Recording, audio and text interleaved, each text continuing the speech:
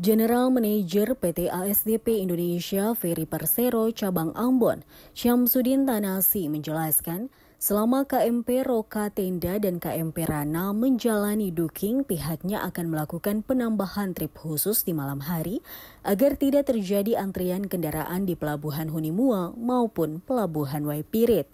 Docking tahunan yang dilakukan terhadap 2 armada feri milik PT ASDP Cabang Ambon merupakan bagian dari langkah perusahaan untuk memastikan kesiapan armada dalam melayani masyarakat pada masa-masa liburan akhir tahun yang biasanya dipenuhi lonjakan penumpang dan kendaraan bermotor.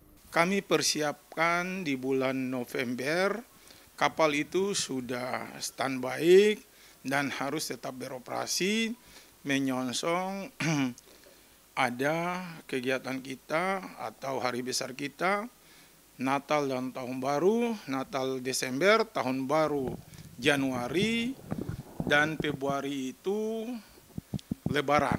Jadi mulai dari sekarang kami persiapan kapal agar kapal selalu siap beroperasi.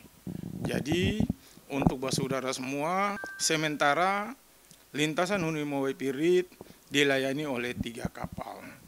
November kami upayakan kondisinya sudah normal seperti biasanya.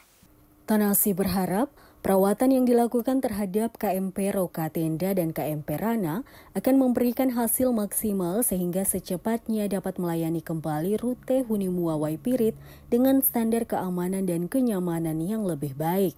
Selain itu, untuk memastikan kelancaran pelayaran Hunimua Waipirit, GM PT ASDP Indonesia Ferry Persero Cabang Ambon, Syamsuddin Tanasi siang kemarin melakukan peninjauan langsung di armada kapal yang sementara melayari kedua pelabuhan tersebut.